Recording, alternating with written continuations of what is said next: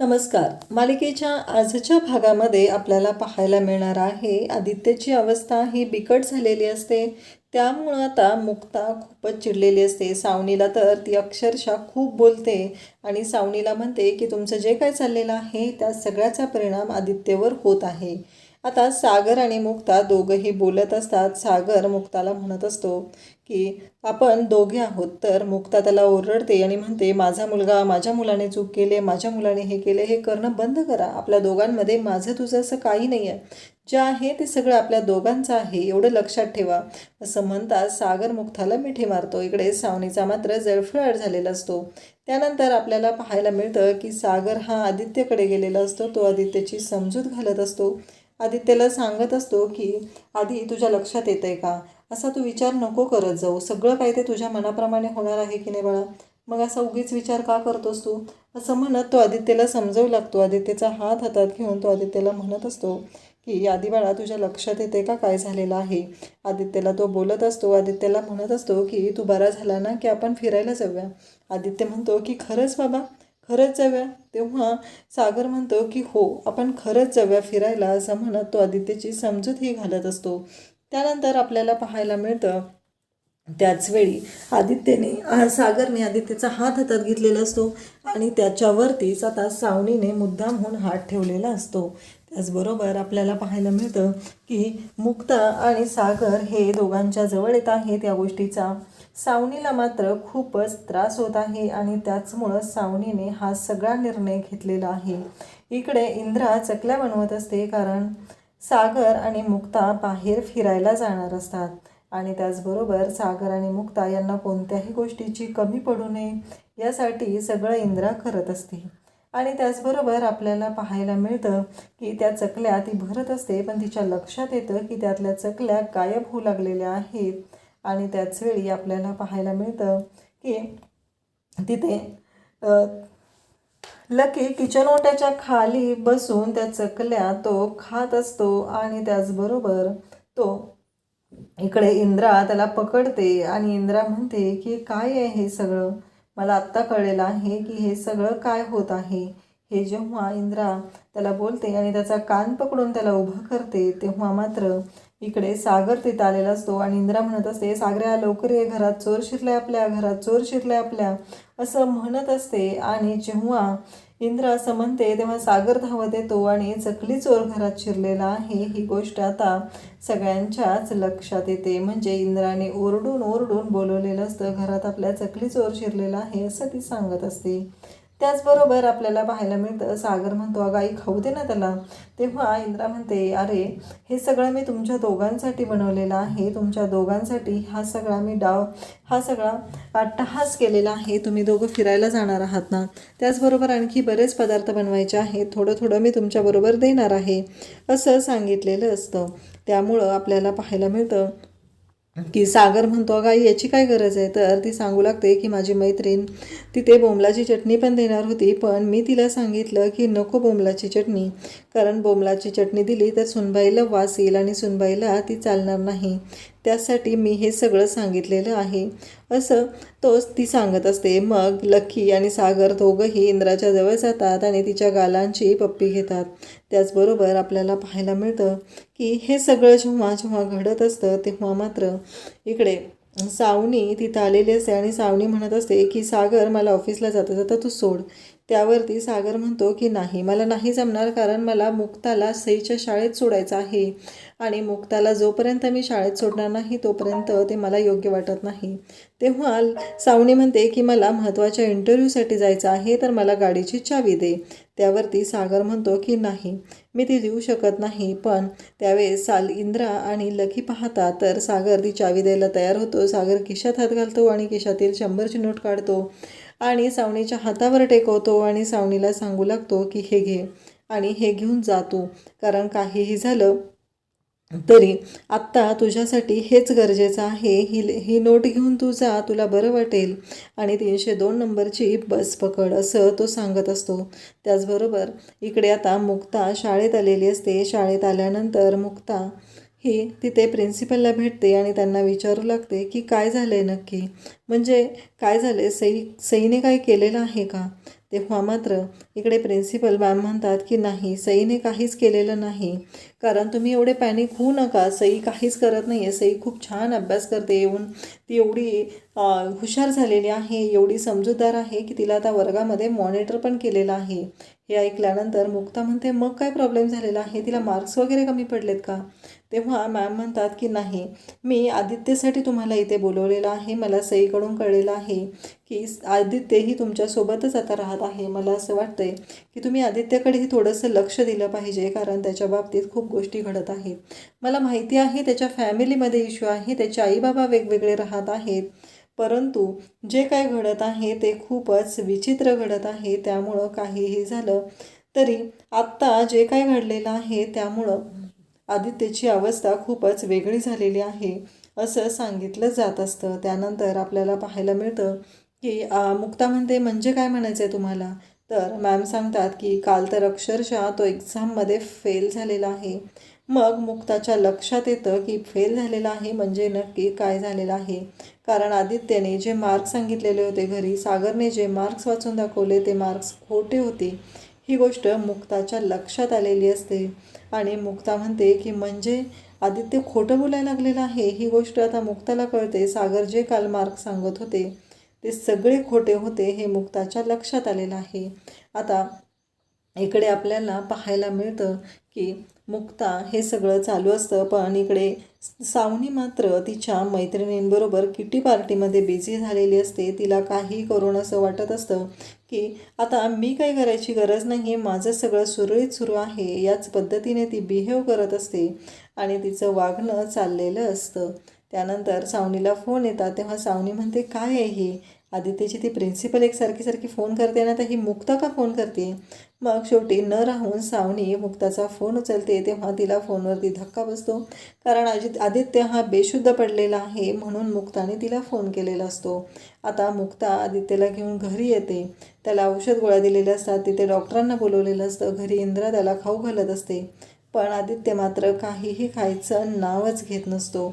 तेव्हा इंद्रा त्याला म्हणत असते की धर बाळा, असं केलं तर कसं चालेल. त्यावेळेस सावनी येते आणि आदित्य सावनीला मिठी मारतो. सावनीच्या जवळ तो जात असतो, पण सावनीने आधीला जो वेळ द्यायचा असतो तो वेळ मात्र कधीच दिलेला नसतो आणि त्याचाच परिणाम आज आदित्यला भोगावा लागत असतो. सावनी अगदी नशेमध्ये असते, ती दारू पिऊन आलेली असते आणि सावनी तिथे सर्वांच्या समोर तिथे बसलेली असते आणि आदित्यला जवळ घेत असते. अक्षरशः त्या वासाने इकडे मुक्ता आणि स्वाती या दोघींनाही त्रास होत असतो, पण सावनीच्या या वागण्यामुळे आदित्यवर तिचा काय परिणाम होणार आहे याची जाणीवही तिला नसते आणि सावनी म्हणत असते की माझा मुलगा आहे आदित्य. त्यावेळेस आपल्याला पाहायला मिळतं की सावनीचं असं म्हणणं असतं की काहीही झालं तरी आदित्य माझा मुलगा आहे आणि त्याला कसं सांभाळायचं, काय करायचं हे माझी मी ठरवणार आहे. तेव्हा मुक्ता म्हणते की मी सायकॅट्रिस्टला बोललेले आहे आणि त्यांना मी यायला सांगितलेलं आहे, कारण आदित्यशी बोलणं खूपच गरजेचं आहे.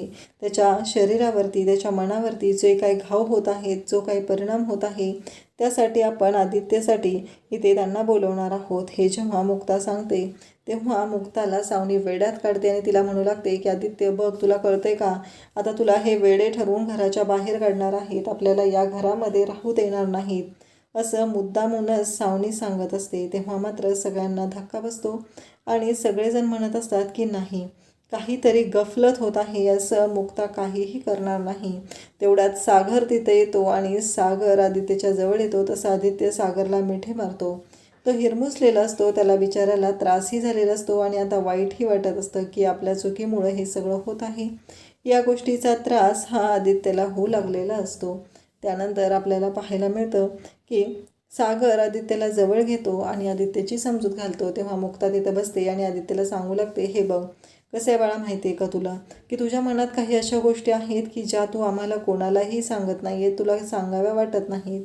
सायकॅट्रिस्ट म्हणजे एक असे डॉक्टर असतात जे आपल्याशी मनाशी आपल्या बोलतात, आपल्या मनात जे काय आहे ते आपण त्यांच्याशी सगळं शेअर करू शकतो. त्यामुळं तुला बरं वाटेल, दुसरं काही होत नाही, ते तुझं मन वाचतात आणि त्यानंतर तुला त्याचं इंजेक्शन दिलं जातं, असं मुक्ता सांगत असते. त्याचबरोबर सावनी म्हणते की ठीक आहे, माझं चुकलं, मला माफ करा असं म्हणत ती हात जोडू लागते. ही सगळी सावनीची नाटकं सुरू झालेली असतात आणि त्याचबरोबर मुक्ता ही आदित्यला समजवण्याचा प्रयत्न करत असते आणि आदित्यही तयार होतो. सावनीला असं वाटत असतं की काही झालं तरी आधी माझा आहे आणि आता माझ्या आधीवरती मी कोणालाही राज्य करू देणार नाही. इकडे आपल्याला पाहायला मिळतं की डॉक्टर आलेले असतात. मुक्ताने डॉक्टरांना बोलवलेलं असतं आणि डॉक्टर आदित्यच्या रूममध्ये असतात. आदित्यला म्हणतात की काळजी करू नको, मी तुला काहीही करणार नाही, काहीही त्रास देणार नाही, त्यामुळं तू शांत पडून राहा. मी फक्त काय विचारतो, तुला कोण आवडतं, आई की बाबा? त्यावेळेस लगेचच तिथे आदित्य सांगतो की हो, मला माझे आई बाबा दोघंही खूप आवडतात आणि त्याचबरोबर मला दोघांसोबतही राहायचं आहे असं आदित्य सांगतो. तेव्हा डॉक्टरांना म्हणतात की बरं तुला रागावतं कोण सगळ्यात जास्त? तेव्हा आदित्य सांगतो की असं काही नाही आहे. मग प्रेम कोण करतं? तर दोघंही करतात. सगळ्या प्रश्नांची उत्तरं दोघंही असतात आणि डॉक्टरांना इथेच आता त्यांच्या प्रश्नाचं उत्तर मिळालेलं असतं. ते म्हणजे डॉक्टरांना आता कळलेलं असतं की नक्की ह्याला काय झालेलं आहे. कारण यांनी जरी सांगितलं असलं हे कारण, तरी त्यापेक्षाही वेगळं काहीतरी असू शकतं हे डॉक्टरांच्या लक्षात येतं. डॉक्टरांना कळलेलं आहे की आदित्य त्याच्या आईबाबांमुळे डिस्टर्ब आहे आणि आता डॉक्टर आदित्यला म्हणतात की तू झोप, तुला मी एक इंजेक्शन देतो, तुला बरं वाटेल असं म्हणत डॉक्टर आदित्यला झोपायला सांगतात. आणि त्याचबरोबर इकडे आपल्याला इकडे आपल्याला मिहिकाबद्दल पाहायला मिळतं. मिहिकाने महिला मुक्ती संघटनेच्या अध्यक्ष ज्या आहेत त्यांना बोलवून घेतलेलं आहे आणि त्यांच्याशी ती बोलत आहे. त्यांना सांगत आहे की खरंच तुम्ही आज जे काही काम करत आहात ते खूपच खूपच सुंदर आहे. एवढं चांगलं काम दुसरं कोणीही करू शकत नाही. तुम्ही आज ते काम करताय म्हणूनच एवढं सगळं या देशामध्ये घडत आहे. त्याला कुठेतरी आळा बसू लागतोय, नाहीतर महिलांनी बाहेर पडणंही अवघड झालं असतं असं मिहिका सांगत असते. त्याचबरोबर आपल्याला पाहायला मिळतं की तिथेच हर्षही बसलेला असतो. हर्षला मात्र धक्का बसत असतो की आता ही महिला मुक्ती संघटनेचा वापर करून आपल्या नाकी नऊ आणणार नाही ना, या गोष्टीची भीती आता हर्षला वाटू लागलेली असते. कारण हर्षला कळतच नसतं की आपल्या बाबतीत काय होत आहे. कारण मिहिकाने जवळजवळ त्याला ब्लॅकमेल केलेलं असतं, त्याला चेकमेट केलेलं असतं आणि मिहिका मात्र शांतपणे ह्या सगळ्या गोष्टी हँडल करत असते. कारण ज्या पद्धतीने हर्षने तिला त्रास दिलेला होता, हर्ष तिच्याशी चुकीचा वागलेला होता, अगदी त्या सगळ्याचा बदला घ्यायचं मिहिकाने ठरवलेलं आहे. आणि मिहिका म्हणते की मॅम, मला तुमच्या संघटनेमध्ये जॉईन व्हायचं आहे. फक्त जॉईनच व्हायचं नाही तर मला तुम्हाला काही मदत करायची आहे. हर्ष 10 लाख रुपयांची मी मदत करणार आहे असं म्हणत ती हर्षकडून 10 लाख रुपयांचा चेक घेते आणि तो चेक त्या मॅडमना देते आणि एवढंही सांगते की आता मी तुमची संघटना जॉईन करणार आहे, तुमच्यासोबत काम करणार आहे. त्यानंतर आपल्याला पाहायला मिळतं की आदित्यला इकडे डॉक्टर तपासत आहेत. त्याचबरोबर आदित्यचा हात सागरने हातात घेतलेला आहे आणि आदित्यसोबत तो तिथे आहे. डॉक्टर म्हणतात की तुमच्या मुलाच्या सगळ्या प्रश्नांची उत्तरं एकाच ठिकाणी येऊन थांबत आहेत, ते म्हणजे त्याची आई आणि बाबा. त्याला त्याचे आई बाबा एकत्र हवे आहेत आणि हे सगळं जे काही घडत आहे ते त्याच्या आईबाबांसाठीच त्याला करायचं आहे. त्यामुळं काहीही झालं तरी तुम्ही त्याच्याबरोबर एकत्र राहा, त्याला सांभाळा, त्याच्यासोबत प्रेमाने राहा असं डॉक्टर सांगत आहेत. तेव्हा लगेचच सागरने आदित्यचा हात हातात धरला की सावनी तिथे येते आणि तीही सागरच्या हातावरती स्वतःचा हात ठेवते. तेवढ्यात मुक्ता तिथं आलेली असते आणि आदित्यला त्याचे आई बाबा एकत्र हवे आहेत असं सांगितलेलं असतं. तेव्हा मुक्ताला खूप वाईट वाटतं. मुक्ता तिथून जात असते तेव्हा सागर मुक्ताचा हात पकडतो आणि सांगतो की तुम्ही इथून कुठेही जाऊ शकत नाही, कारण आमच्या इतकाच तुमचाही आदित्यवर तेवढाच अधिकार आहे असं सागर मुक्तालाच तिथे दाखवून देतो. मुक्तालाही खूप छान वाटतं, कारण फायनली सागरने तिला ॲक्सेप्ट केलेलं आहे. त्याचबरोबर दोन्ही मुलांची आई म्हणूनही मुक्ता इथे स्वतःला प्रूव्ह करत आहे. ह्या गोष्टीची जाणीव ही मुक्ताला सागरने करून दिलेली आहे. सागरला खूपच छान वाटत आहे. त्याचबरोबर आता उद्याच्या भागात आपल्याला पाहायला मिळत आहे की मुक्ता ही सागरला म्हणत आहे की तुम्ही फक्त माझे आहात, तुमच्यावर फक्त आणि फक्त माझाच हक्क आहे असं ती सांगत असते. तेव्हा सागर म्हणतो की हो. इकडे आदित्यकडे सागर आलेला असतो. सागर आदित्यला म्हणत असतो की आदित्य, तुला बरं वाटलं की आपण फिरायला जाऊया असं म्हणत त्याने प्रॉमिस प्रॉमिस असं म्हणत आदित्यचा हात हातात घेतलेला असतो. पण त्याच वेळी तिथे सावनीही आलेली आहे. सावनीही त्या हातावरती हात ठेवते आणि हो पक्का प्रॉमिस असं म्हणत ती बोलत असते. त्याच वेळी मुक्ता हे सर्व पाहते आणि तिच्या मनात शंका निर्माण होते.